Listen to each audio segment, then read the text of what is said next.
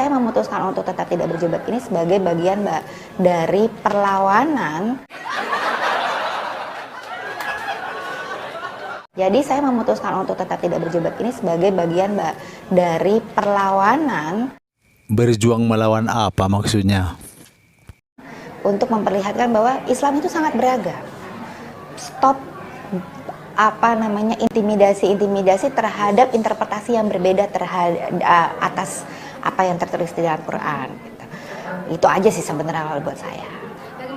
Siapa yang mengintimidasi? Tidak ada yang mengintimidasi. Yang ada adalah perintah Al-Quran. Dulu saya nggak pakai hijab kok, dari lahir nggak pakai hijab gitu.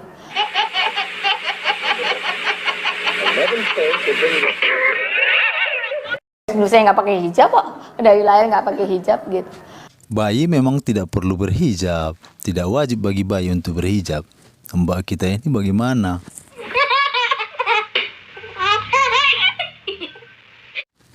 Aturan agama untuk yang sudah akil balik. Jadi hijab itu untuk perempuan yang beriman dan yang sudah akil balik. Dan apa ya? Kan saya lahir di tradisi NU, di mana dari kecil yang pakai yang pakai kita pakai kerudung gitu. Dan yang pakai hijab itu nggak merasa itu adalah bentuk hijrahku dari satu kondisi yang buruk kepada kondisi yang baik gitu. Karena gini, karena itu akan jadi membuat saya jadi punya penghakiman gitu. Jadi kayak emang saya siapa berhak menghakimi orang-orang yang nggak pakai hijab, kemudian adalah orang-orang yang tidak tercerahkan atau kemudian Islamnya nggak baik atau apapun gitu.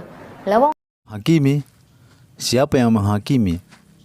Tidak ada yang menghakimi orang yang tidak berhijab. Orang yang berhijab tidak menghakimi orang yang tidak berhijab. Mereka biasa-biasa saja. Mereka menjalankan perintah agama menurut mereka. Mereka pakai hijab, itu urusan mereka. Kalau merasa dihakimi, merasa terhakimi, itu urusan mbaknya, bukan urusan orang lain. Mau tidak pakai hijab juga bebas kok. Tidak ada paksaan dalam beragama. La ikraha fid din. Tidak ada paksaan dalam beragama. Kalau kita mengedepankan pikiran, kita buat pikiran kita menjadi kompas, menjadi penunjuk arah, kita akan mudah terbelokkan dari jalan yang lurus. Kalau kita ke Eropa, Amerika, perempuan berpakaian minim itu rasional bagi mereka. Bahkan di pantai-pantai mereka, perempuan-perempuan hanya berpakaian bikini sangat minim. Bagi pikiran mereka itu rasional, modern, dan pesan kebebasan. Tetapi apa yang terjadi di negara mereka? Apa yang terjadi di sana? Kekerasan seksual di Amerika Serikat dan Eropa terus meningkat. Di Amerika Serikat, serangan seksual terjadi setiap 98 detik.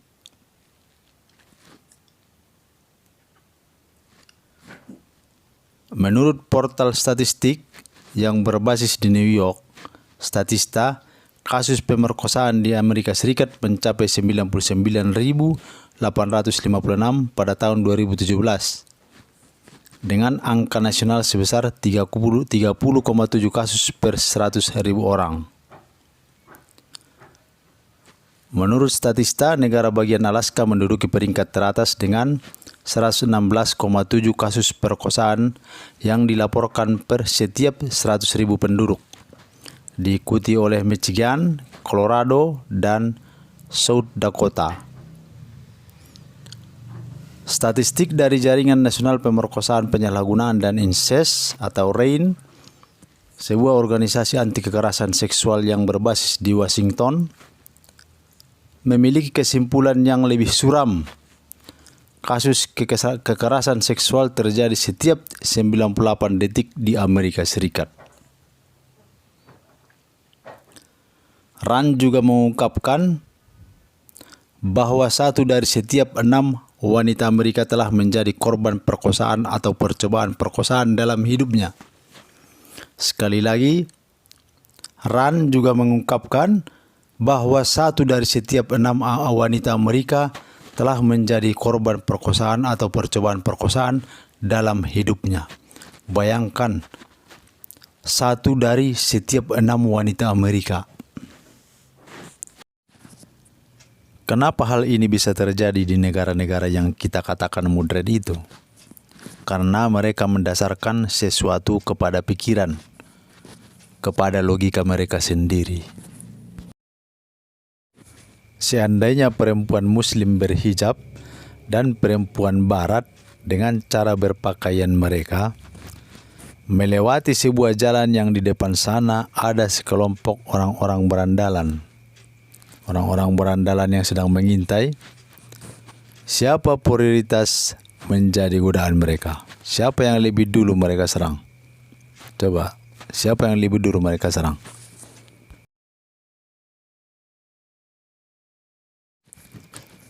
Muslim yang beriman mempunyai kitab tuntunan hidup, way of life, yaitu Al-Quran dan hadis Nabi. Di surah Al-Baqarah ayat 2 itu ditegaskan, kitab Al-Quran adalah petunjuk bagi orang-orang yang bertakwa. Jadi kalau ingin bertakwa, ikuti Al-Quran, bukan mengikuti hawa nafsu, bukan melandaskan sesuatu kepada pikiran. Perempuan Muslim tidak mengacu ke putri-putri kiai dalam hal berpakaian. Sekali lagi, perempuan-perempuan Muslim tidak mengacu kepada putri-putri kiai dalam hal berpakaian, tetapi mengacu kepada tuntunan Al-Quran. Tentang hijab ini buat apa lagi dipertentangkan? Tidak ada gunanya lagi. Mayoritas ulama sepakat hijab wajib bagi perempuan Muslim. Sebelum perintah menutup aurat bagi perempuan, laki-laki Muslim lebih dulu diperintahkan untuk menjaga pandangan dari pornografi, porno aksi, dari melihat aurat perempuan, dan menjaga kemaluan dari zina. Jangan berzina, itu maksudnya. Setelah itu, perempuan diperintahkan menutup aurat, kecuali yang biasa terlihat.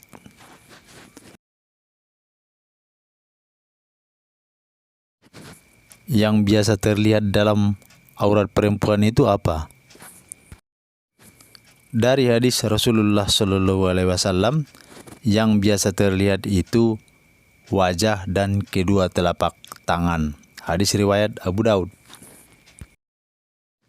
Kemudian di surah Al-Ahzab ayat 59, wahai Nabi, katakanlah kepada istri-istrimu, anak-anak perempuanmu, dan istri-istri orang mukmin, hendaklah mereka menutup jilbabnya ke seluruh tubuh mereka.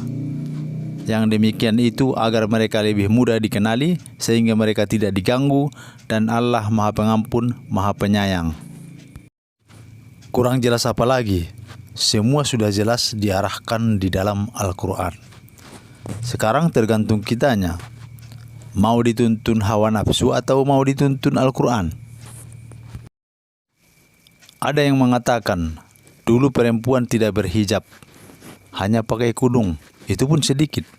Itu dulu, sekarang sudah berubah. Perempuan-perempuan Muslim hampir semuanya telah berhijab. Silahkan saja lihat di sekitar Anda, di pasar-pasar, di jalan raya, di perkantoran, dan lain-lain. Tidak ada istilah mundur lagi ke zaman terbuka.